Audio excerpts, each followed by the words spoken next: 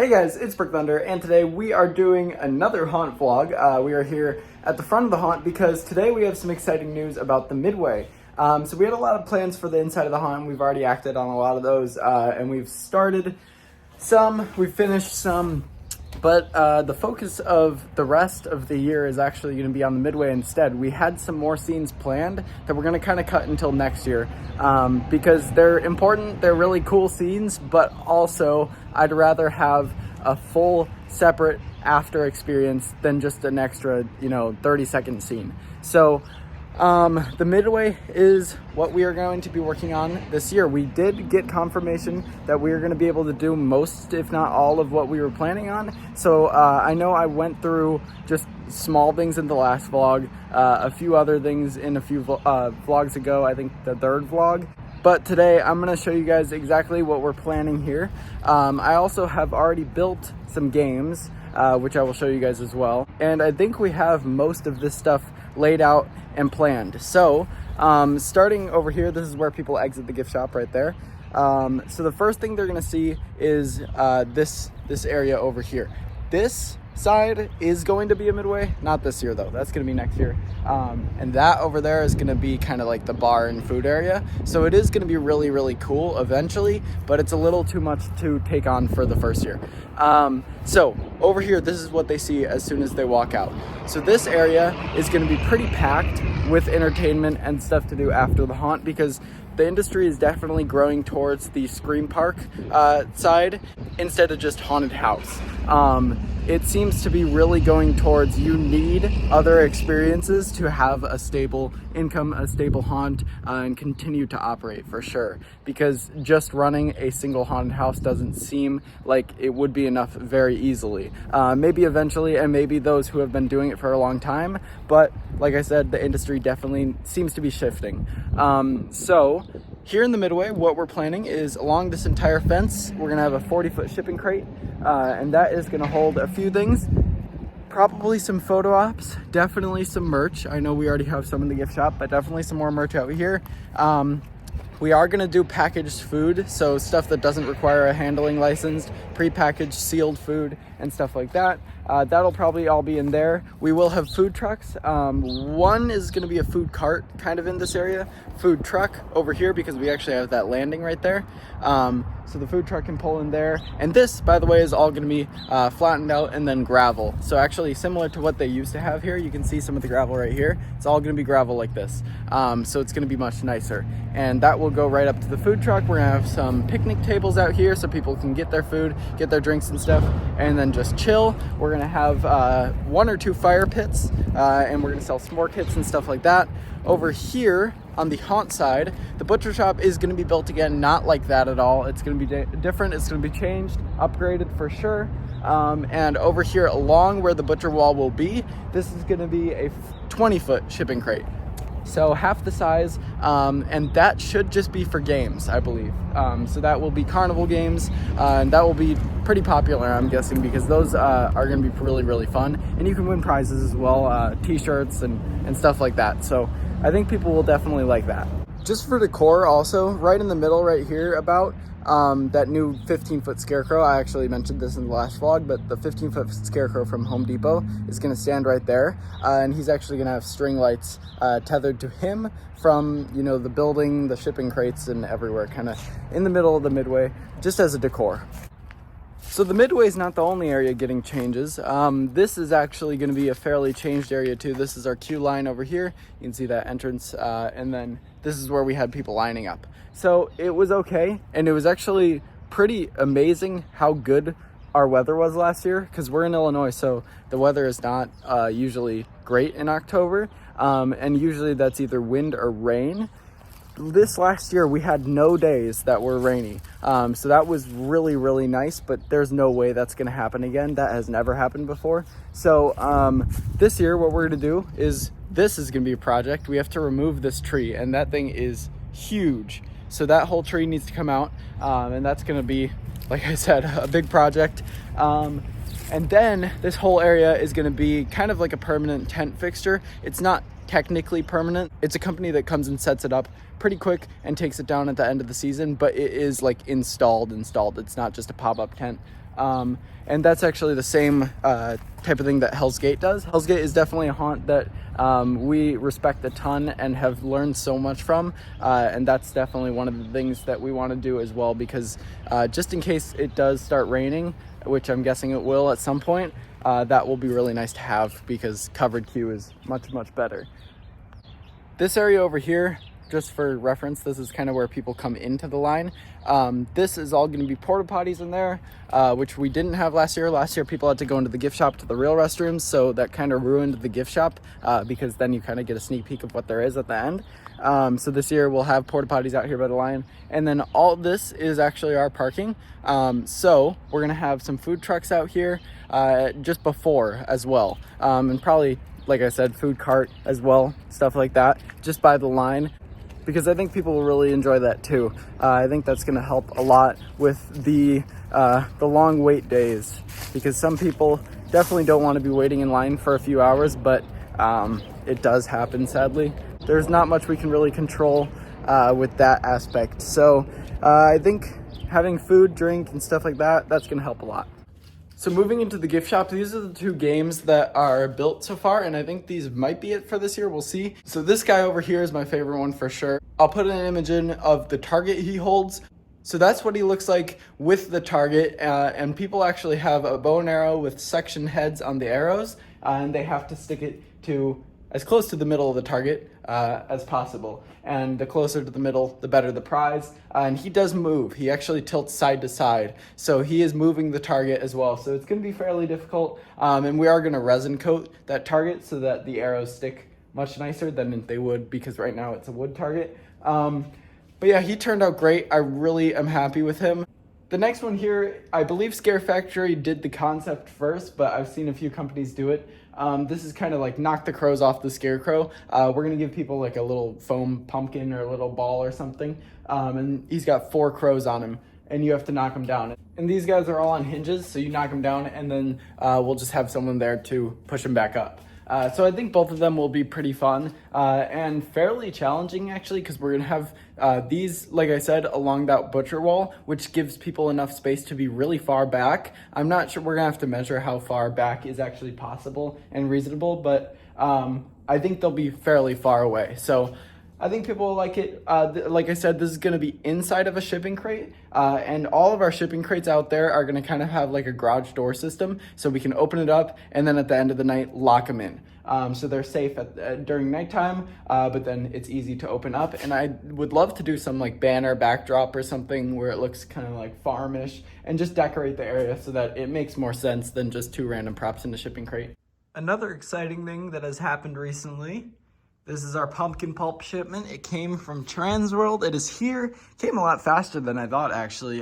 We're not very far from when Transworld happened, and already seeing a ton of stuff show up. So that is super exciting. I can't wait for some of those other items, but this was definitely one of the orders I was most excited for, because these are some of the new masks we got. There are more masks coming from other companies, but this was my full pumpkin pulp order.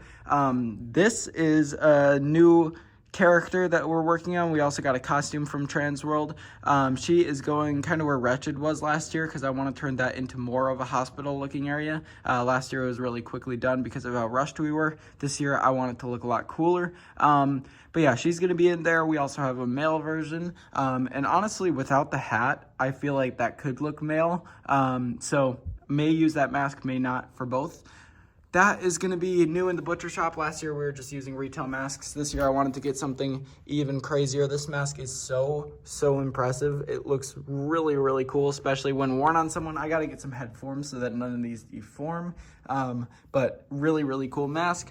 This is their chef one from this year. This is a new one. This obviously is going in the kitchen, because last year I didn't like that we just had makeup in there, especially because a lot of our actors are younger. I feel like the chef character should either be an adult or a masked character. So now we have this, and I definitely want this used every night because it is really, really cool. Mouth movement is awesome on this thing.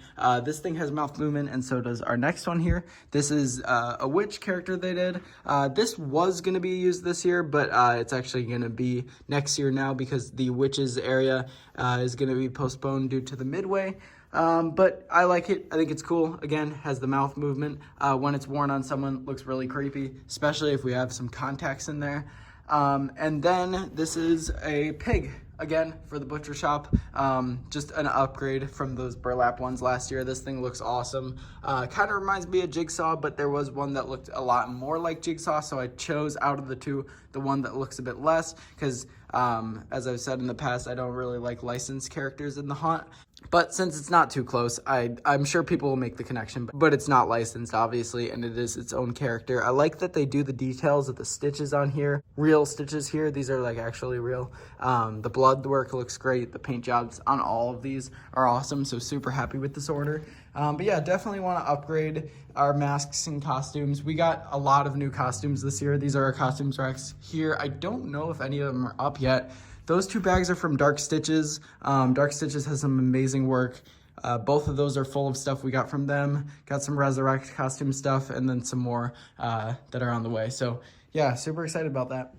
Okay, so right now we are working on that separate experience that I've been talking about. And this is a big part of it. This is definitely going to give a large hint on to what it is. But this is a giant countdown. This was actually the one that was above our garage when we had the home haunt. And this is going all the way up here. And this is very tall. There's Colossus down there for a size comparison. So what we need to do is we need to have that flush against these beams right here. So our plan is we're gonna have kind of like a pulley system over this bar right here that goes down. We're gonna pull the thing up and then get up on a ladder. And once all the weight's off of us and it's all on the pulley, we kind of push it up against the wall and drill it into those beams. So we're gonna try it now. Yeah, you're not doing it. Countdown is floating. All right, now that it is right here, next step is we're gonna get a ladder that kind of pushes on it so that it's pushed up against the actual braces there. And then we'll go up with a second ladder and drill.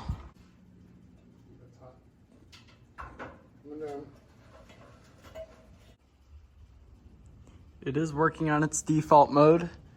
So now we are waiting for numbers to appear. And now it is counting down. There we go. This is our view from the guest's perspective. Looks awesome. I'm gonna have the emergency lights turned off so we can see what it's gonna look like during the show lighting. So let's see. There it is. That is awesome. So this is our show lighting. This is what, you know, Colossus and everything looks like in the dark. And those are very, very bright up there. Looks super cool.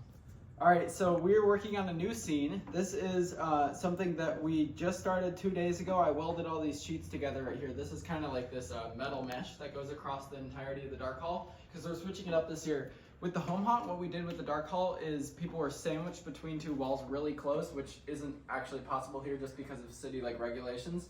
So the walls were a little too far to make that plexiglass super effective. So this year what we're gonna do is we have this mesh and it's gonna be right above people's heads and it's gonna be dark again, and then the light's gonna come on and it's gonna reveal that there's an actor walking right above you and they can kind of crawl right up to you and they're all above your head. And they have this entire track along the whole hall to crawl around, jump around, do whatever they want.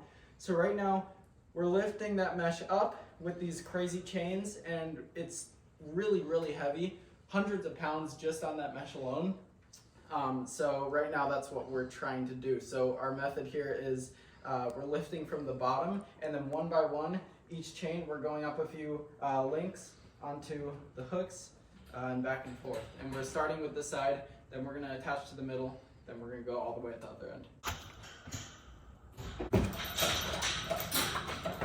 Okay, this is test one.